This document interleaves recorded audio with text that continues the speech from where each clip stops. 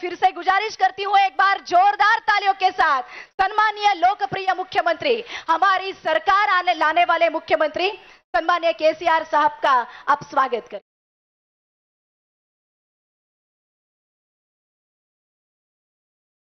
प्रथम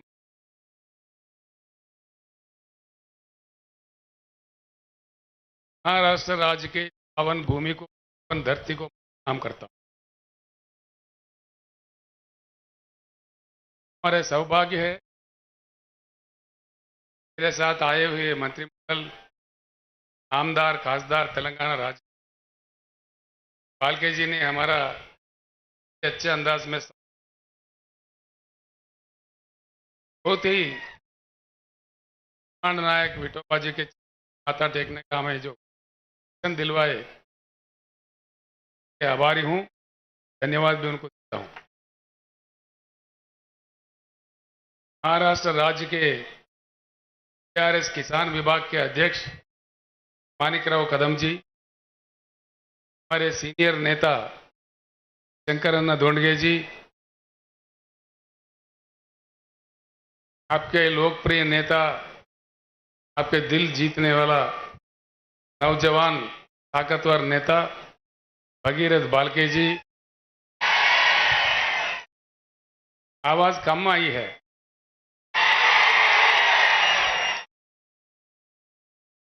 ये भगीरथ है, आगे चल के पूरे चंद्रबाग का पानी मंगलवाड़ में लाने वाले हैं। ये नाम ही भगीरथ है।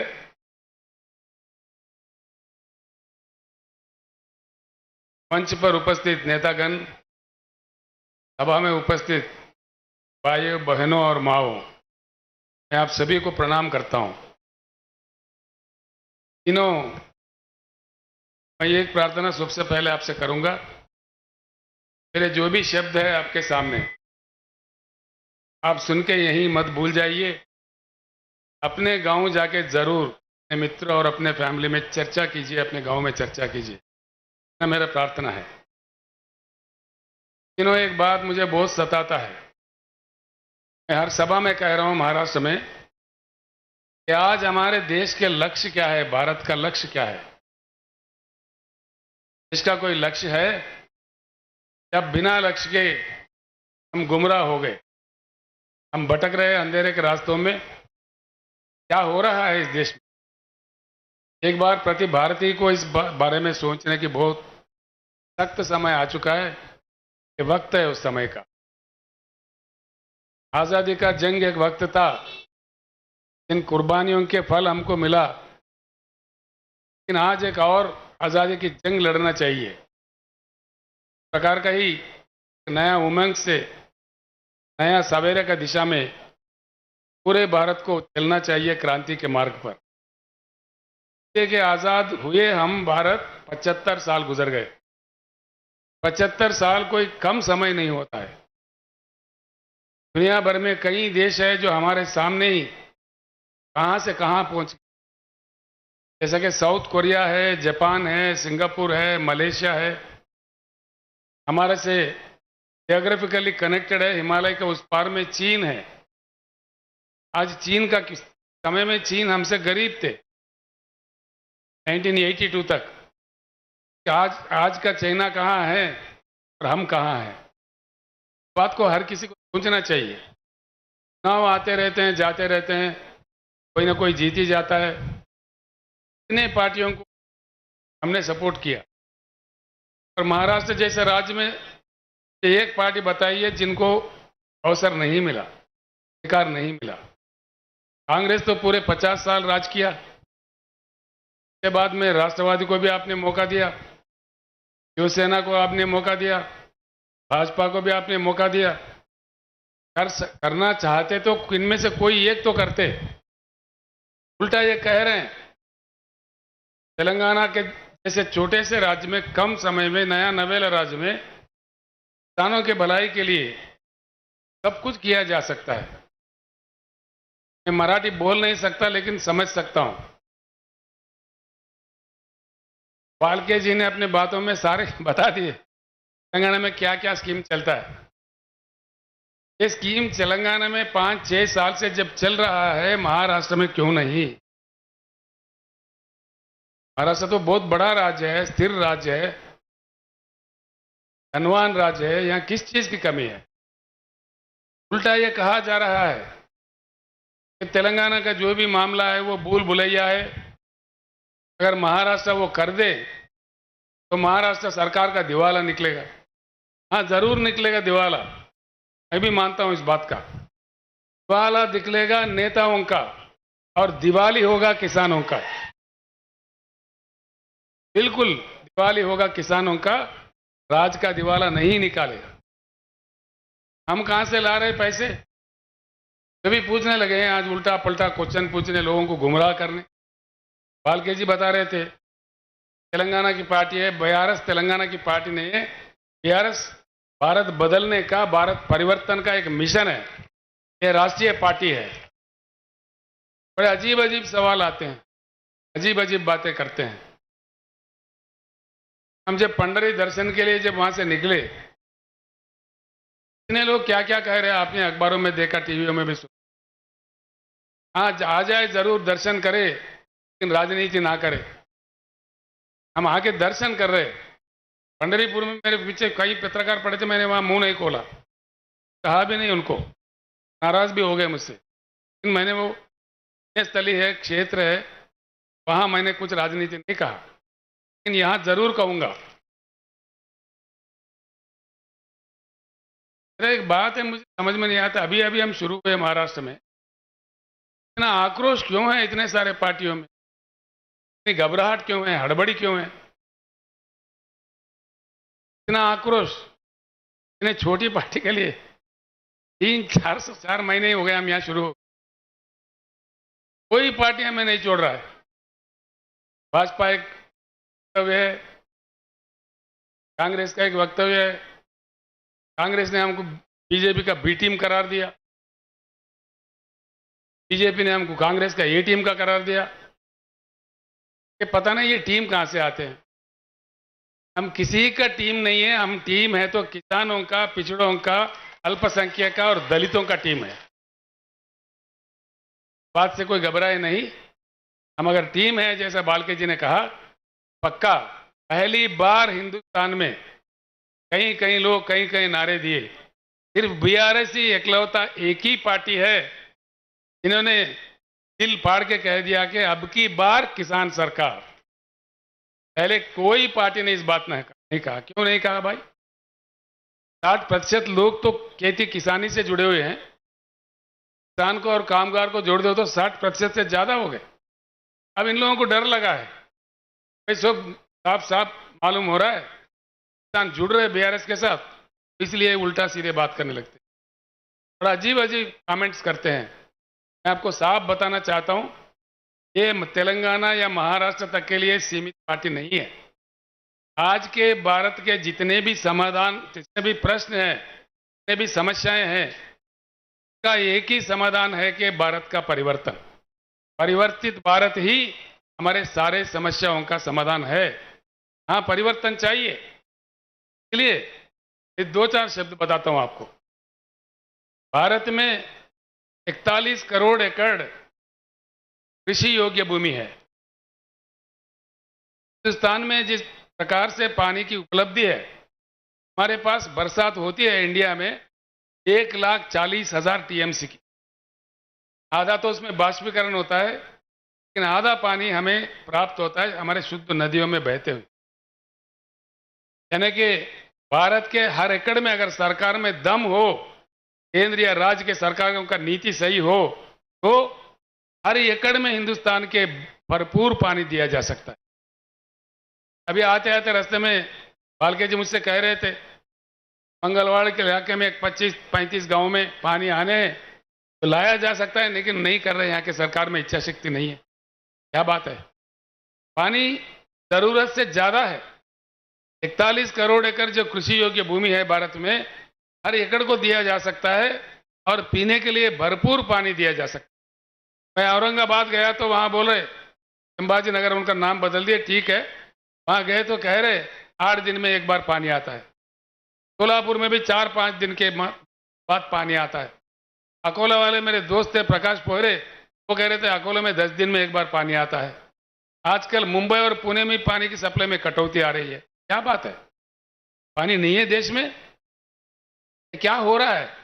इसलिए मैं कहता हूं, साफ कहता हूं, भारत के जल नीति जो राष्ट्रीय जल नीति है तो पूरा का पूरा उठा के बंगाल के खाड़ी में फेंक देना चाहिए और नया पॉलिसी बनना चाहिए।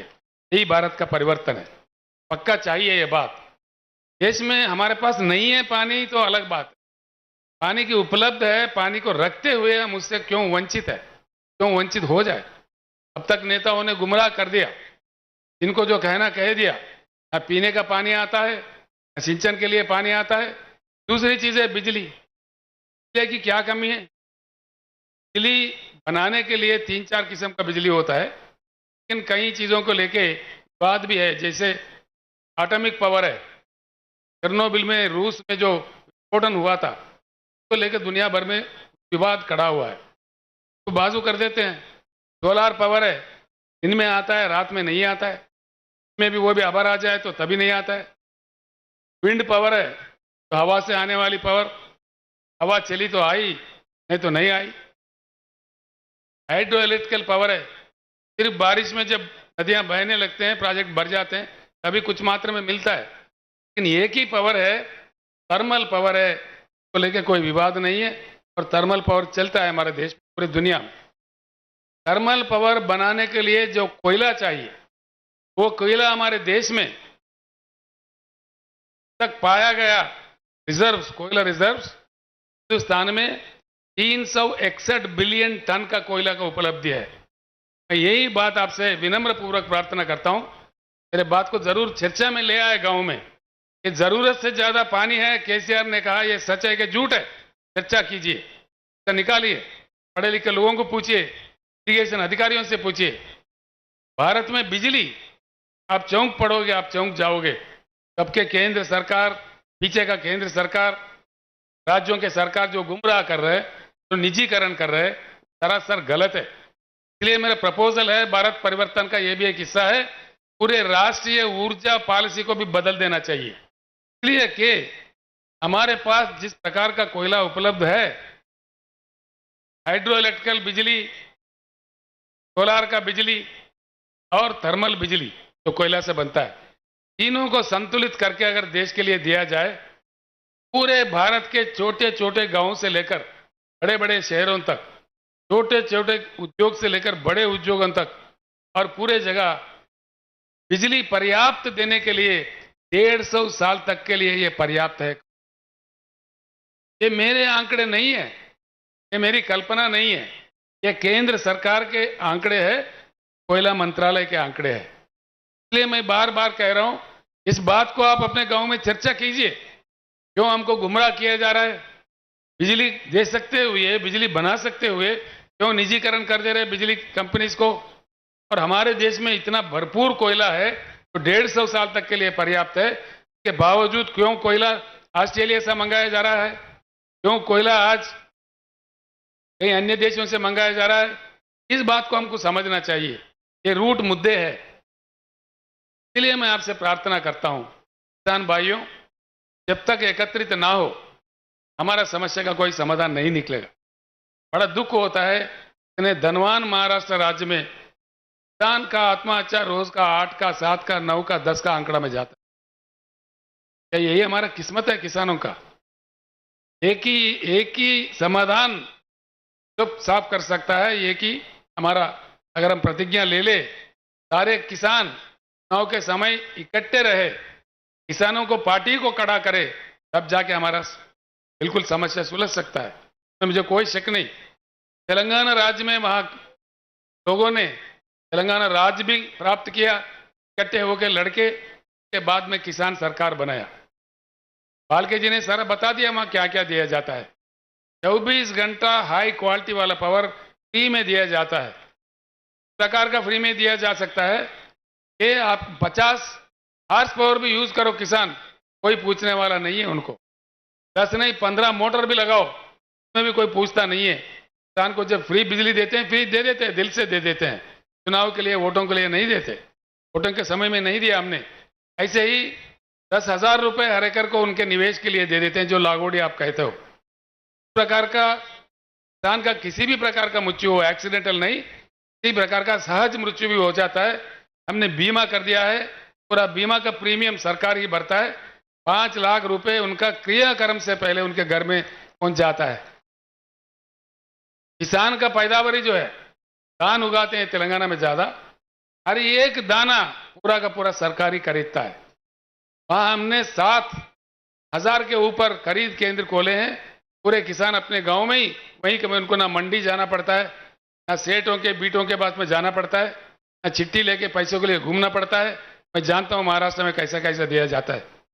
ये मैं जिस एरिया में खड़ा हूं, ये पूरा गन्ना का एरिया है। गन्ना के दाम के लिए हर साल क्यों किसानों को लड़ना पड़ता है?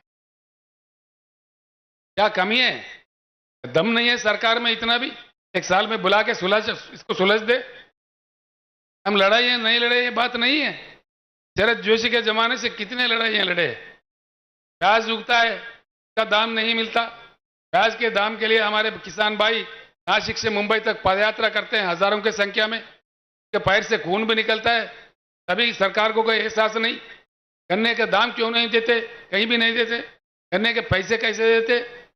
3 महीने में, 4 महीने में, 5 महीने में देते हैं, एक बार नहीं आता है। ये क्यों? कि हम नहीं निकल सकते, कष्ट से, मुश्किल से हम नहीं निकल सकते? बराबर निकल सकते हैं हम अगर एकजुट हो जाओ। किसान का सरकार आ जाए, के सर पे बैठ के दिला देगा, सब कुछ मिल जाएगा। इसमें कोई चमत्कार नहीं है। इसलिए मेरा प्रार्थना है आप सब लोगों से, किसान जब तक एकत्रित ना हो तो नहीं बदलने वाला है।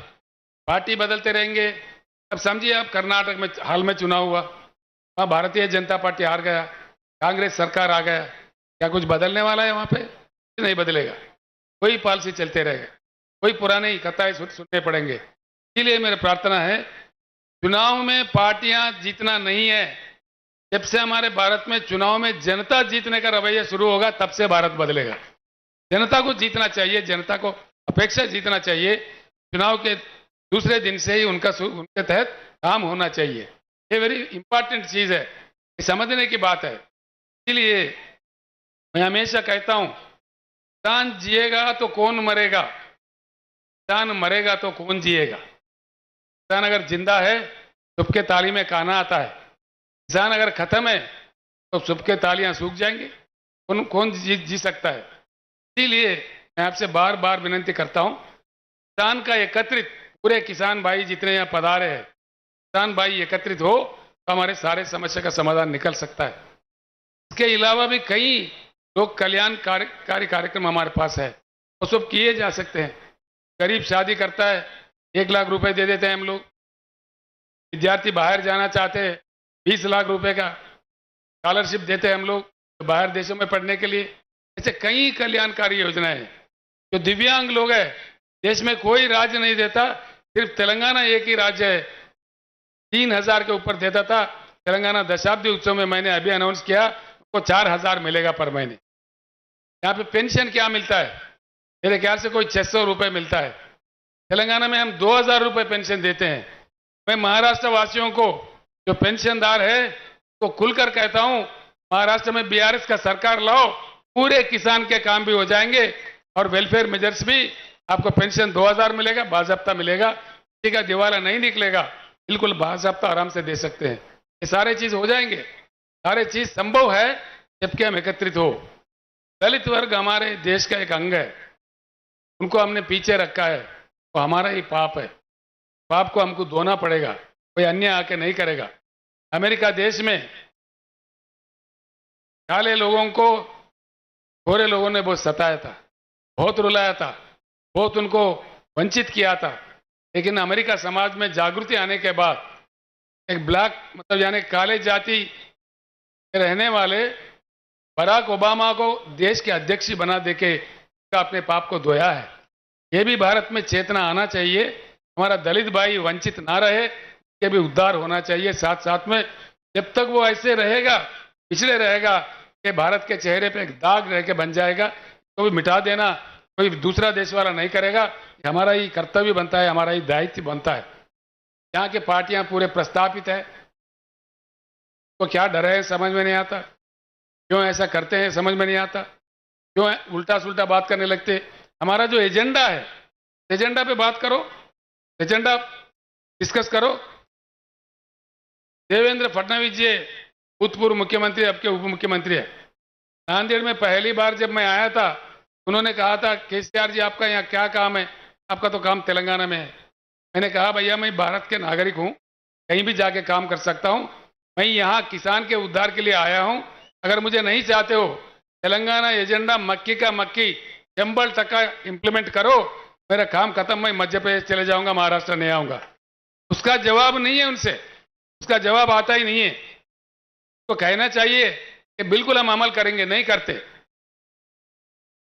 केंद्र सरकार एक 6,000 रुपए देते हैं, वो भी कम लोगों को, कम किसानों को। हमारे पास कोई ऐसा अभेद नहीं है। पूरे किसान जितने भी है 70 लाख किसानों को हम रईतु बंधु जो स्कीम है 10,000 देने वाला, छोटा बड़ा सब किसानों में देते हैं, कोई भेदभाव नहीं है उसमें। इसी प्रकार का यहां भी आना चाहिए। लेकिन जैसा बीआरएस ने प्रवेश किया महाराष्ट्र में, फिर 6,000 का ऐलान हुआ, वो किसको देंगे? तो किसान सम्मान निधि मिल रहा है उन्हीं को देंगे, बाकी को नहीं देंगे। वो भी पूर्ण रूप से नहीं, 2-2 हजार करके 3 किस्तों में देते हैं। हमारे पास ऐसा नहीं है। फसल को 5,000 एक देते हैं निवेश के लिए, फिर दूसरा फसल के दूसरा दे देते हैं। मुफ्त में पानी देते हैं, मुफ्त में बिजली देते हैं, और हर दाना उनका खरीदते हैं। खरीदते भी कैसा? तो उनके बैंक में जाता है।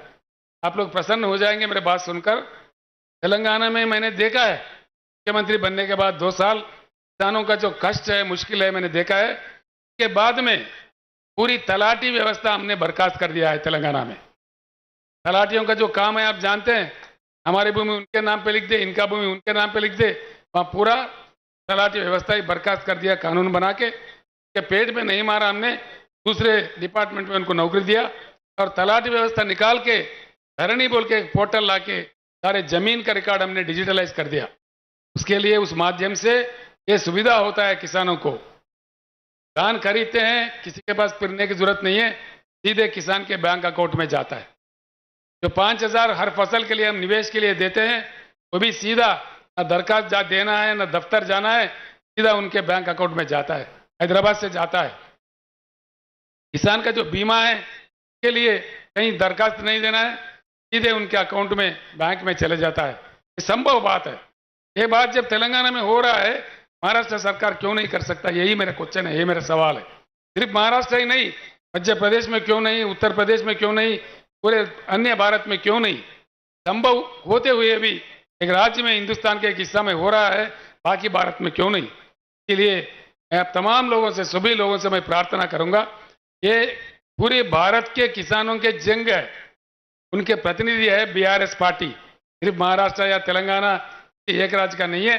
और आखिरी में मैं एक बात आपको जरूर बताऊंगा। पालके जी ने कुछ बात रखा, उन्होंने पिताजी थे उनके, बड़े अच्छे आदमी थे, भले आदमी थे, 3-3 बार आपने आपके प्यार दिया, उनको जिताया, मृत्यु हो गई, भगवान ने हमारे साथ नहीं रखा उनको। तो मैं आश्वासन देता हूं, बिल्कुल मैं उनसे बड़ा हूं, तो पूरा आशीर्वाद मेरा उनके साथ होगा, बालके जी के साथ। आज हम पूरे तेलंगाना राज्य को लाके यहाँ शोभा जी के दर्शन करवाए, घर बुलाए, और खाना भी खाएंगे हम लोग जाके, आप लोग भी खाएंगे, हम लोग भी खाएंगे। इतना हमारे साथ जो खड़े हैं, पश्चिम महाराष्ट्र के जो दरवाजा खोले हैं बालके दादा के, पूरा हमारे साथ होगा, हमारे आशीर्वाद उन पे होगा, हम पूर्ण तरीके से उनके साथ होंगे। आप सब लोग भी साथ दीजिए। एक युवा नौजवान क्या चाहिए? नौजवान लीडर है, नौजवान नेता है, उनके काफी भविष्य है। ये एमएलए चुने जाते हैं तो एमएलए नहीं रहेंगे, मैं आश्वासन देता हूं, को मंत्री पद भी मिल सकता है, काफी ऊंचा भी जा सकते हैं। आगे चलकर बहुत बड़ी तरक्की हो सकती है। उनकी तरक्की यानी पंढरपुर मंगलवार कॉन्स्टिट्यूंसी की तरक्की है, सोलापुर जिले की तरक्की है, महाराष्ट्र राज्य की तरक्की है। बालके जी का व्यक्तिगत तरक्की नहीं है, तो भगवान ने जो दिया है, उनको कोई खाने की कमी नहीं है, लेकिन पूरे राज्य का विकास, पंढरपुर का विकास, हर चीज का विकास उनके जरिए हो जाएगा। ये युवा है, मैं इनसे बहुत बड़ा हूं, युवा लोगों का मार्गदर्शन में पूरे किसान एकत्रित होके आप चल पड़े तो हर चीज संभव है, कोई असंभव नहीं है, कोई नहीं होने वाला कारण नहीं है। एक बात मैं अंत में कहूंगा, हम जब फल के अपेक्षा करते हैं, फल का ही पौधा लगाना चाहिए। कई महान संतों ने कह दिया है कि बोया पेड़ बबूल का, आए कहां से आम। आम का अपेक्षा है तो आम का पौधा लगना चाहिए। कांटों का पेड़ पौधा लगा के फल का अपेक्षा करें, हमको नहीं मिलेगा। गाय से दूध लेना है तो गाय को घास दीजिए, गधों को घास दे दो और गाय को दूध पूछो, कहां से मिलेगा हमको। हमारे वोट में वो ताकत है, वो दम है। हम बटे नहीं गए तो बिल्कुल हमारा काम बन जाएगा। मैं आपके भाई हूं, आपका बेटा हूं, मैं अपने आप में किसान हूं और मैं गर्व करता हूं, फख्र करता हूं। भगवान ने मुझे किसान के घर में जन्म दिया, किसान के घर से ही मैं पैदाइश हूं। किसान होने का मैं फख्र करता हूं, बिल्कुल फख्र करता हूं। ये फख्र है किसान होने के लिए। इसीलिए मैं खुद किसान में हूं, इसीलिए मैं किसान का दुख दर्द समझ सकता हूं। लोग बोलते वहां के मराठवाड़ा के, विदर्भ के लोग बोलते पश्चिम महाराष्ट्र ठीक है। मैंने कहा भैया पश्चिम महाराष्ट्र में क्या मुफ्त में बिजली मिलता है? मिलता है? 24 घंटा मिलता है? 1 घंटा भी नहीं मिलता है। लागोड़ी मिलता है? नहीं मिलता ना। ये सुनने नहीं दे रहे, नहीं मिलता। तलाटी रखे क्या बर्खास्त करे? बर्खास्त करना चाहिए। जो बर्खास्त करना चाहिए हाथ उठाइए एक बार। कैमरा वाले उधर देखो भाई, कैमरा वाले उधर घुमाओ। जनता क्या चाह रही है वो बता दो पूरी दुनिया को।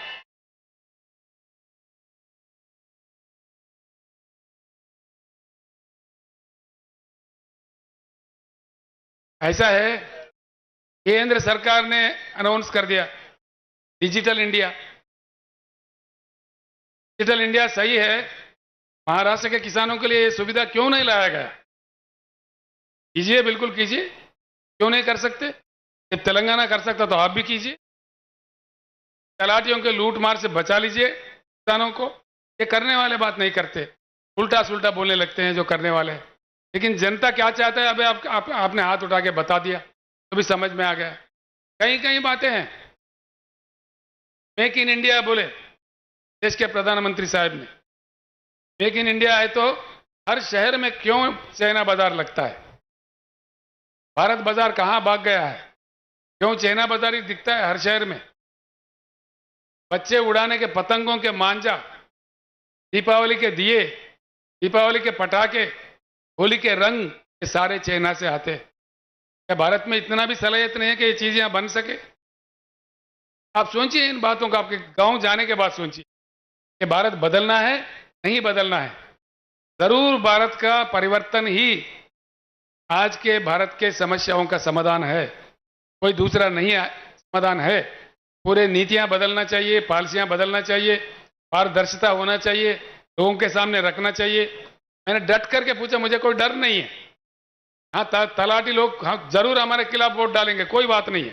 लेकिन जब जनता चाहता है, हम खुल के कहते हैं कि तलाटी चाहिए कि नहीं चाहिए। महाराष्ट्र के हर प्रांत में मैं पूछ रहा हूं, विदर्भ में, मराठवाड़ा में, नासिक में, हर जगह मैं पूछ रहा हूं। हर जगह की पुकार, जनता का पुकार यही है, तलाटी निकाल दो। जैसा तेलंगाना में होता है, हमारा भी डिजिटलाइज रिकॉर्ड करो, हमारा रिकॉर्ड सेफ रखो, जमीन सेफ रखो, तो उल्टा सुल्टा ना हो जाए। हमारे तेलंगाना राज्य में किसान धरनी पोर्टल में एक बार उनका जमीन, उनका नाम छिड़ गया, निश्चिंत है एकदम, उसका कोई नहीं बदल सकता। बदलने का अधिकार किसान को ही हमने दिया है। किसान का अंगूठा यानी कि बायोमेट्रिक लग के ही किसान का जमीन का ओनरशिप बदलता है तेलंगाना राज्य में।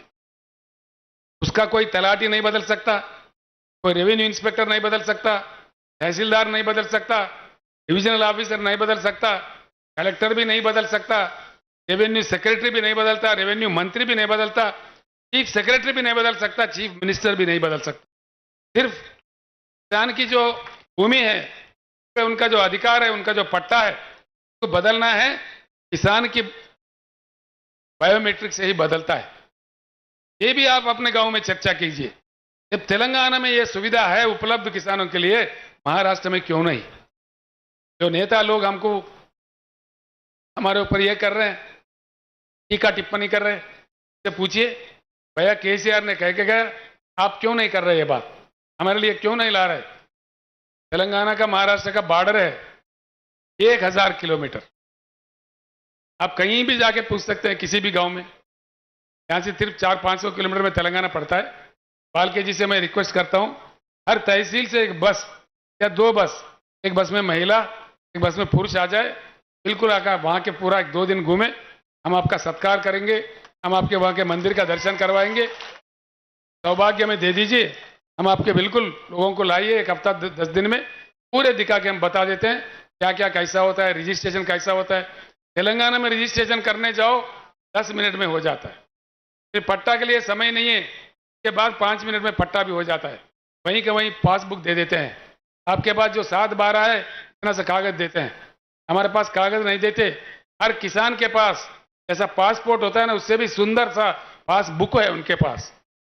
और उनका कभी वो बेचते हैं, खरीदते हैं, पूरा इसी समय वेबसाइट में दिख जाता है। किसने यहाँ खरीदा, उसका बेटा अमेरिका में, वहां देख सकता है। अमेरिका में भी, दुनिया के किसी कोने में है, खाली वेबसाइट खोल दिया, दिख जाएगा हमारे पिता ने 2 एकड़ खरीदा है। ऐसे सुविधा यहाँ भी किया जा सकता है। हमको बोलने से बजाय ये काम कीजिए ना, ये काम कर सकते ना, टाइम है अभी सरकार के पास, काफी समय है, कर सकते। बोले नहीं करते तो छोड़ के उल्टा सुल्टा बातें करो, केसीआर को कुछ कहो, ए टीम का हो, बी टीम का हो। मैं साफ बता देता हूं पूरे महाराष्ट्र वासियों को, भारतवासियों को, बीआरएस किसी का टीम नहीं है। हम अपने आप में पार्टी है, हम किसानों का टीम है, हम दलितों का टीम है, पिछड़ों का टीम है और अल्पसंख्यक लोगों का टीम है। और अब भलाई करने वाला पार्टी है। ये किसी का बी टीम, ए टीम बनने का हमारा कोई जरूरत नहीं है। 50 करोड़ यानी कि 50% यानी कि 70 करोड़ आबादी जब हमारे किसान हैं, अगर किसान बीआरएस के साथ है तो हमारे साथ टीम आ जाएंगे। हम किसी की टीम क्यों बनेंगे? किसान हमारे साथ है। आप बताइए, किसान हमारे साथ है, जंग लड़ेंगे। अब की बार चल हो गए आप लोग, खाना तैयार है, जोर से बोलिए। अब की बार